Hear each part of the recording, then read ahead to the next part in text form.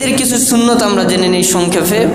1 নম্বর সুন্নত, ঈদের দিন যে কোনো ঈদই হোক, ঈদুল আজহা হোক, ঈদুল আজহা হোক অথবা ঈদুল ফিতর হোক, যে কোনো ঈদই হোক না কেন, প্রত্যেকটা ঈদে সর্বপ্রথম ফজরের নামাজ আদায় করা। ফজরের নামাজ আদায় করা এটা প্রত্যেকটা মুসলমানের উপরে ফরজ, কিন্তু ঈদের দিন ফরজও আছে, এরপরে আদায় করা আবার সুন্নত, রসুলের সুন্নত আদায় হবে, এটা সুন্নতের কাতারেও পড়ে, কিন্তু ফরজ আপনার আলাদাভাবে আদায় হয়ে যাবে।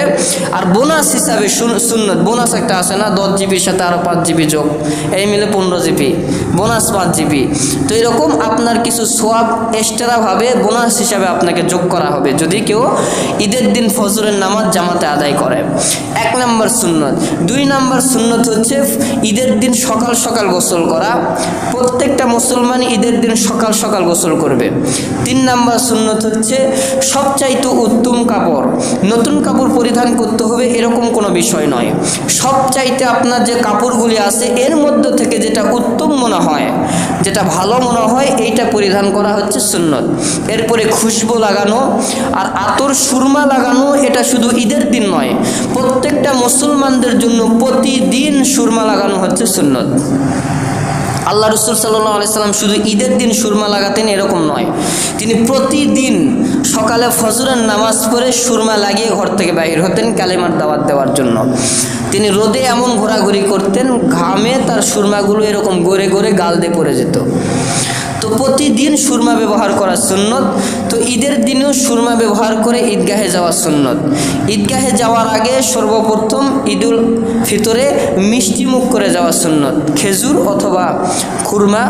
খেজুর খাওয়া সবচাইতে উত্তম, হাদিসের ভিতরে এসেছে খেজুরের কথা। যদি খেজুর না থাকে তাহলে যে কোনো মিষ্টি জাতীয় জিনিস খেয়ে তারপরে ঈদগাহের ময়দানে যাওয়া।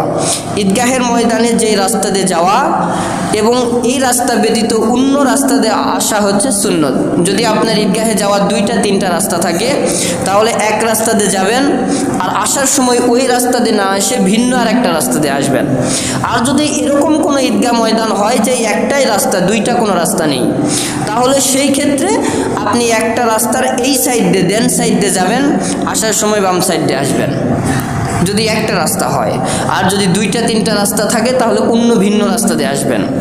ইসলামের সড়কের ভেতরেও, মেন রোডের ভেতরেও ডান দিক দিয়ে চলা সুন্নত, কিন্তু আপনি ডান দিক দিয়ে যদি গাড়ি নিয়ে যান তা আপনি দেখবেন একটু পরে হাসপাতালে বেডে শুয়ে আছেন, এসে আপনাকে মারা দিবে, কারণ বাংলাদেশের নিয়ম অনুযায়ী বাম দিক দিয়ে যাওয়ার সময় বাম দিক, আসার সময় ডান দিক। আর ইসলামে ডান দিক দিয়ে যাওয়া সুন্নত, বাম দিক দিয়ে আসা সুন্নত। তো ঈদগাহে আপনি যদি একটা রাস্তা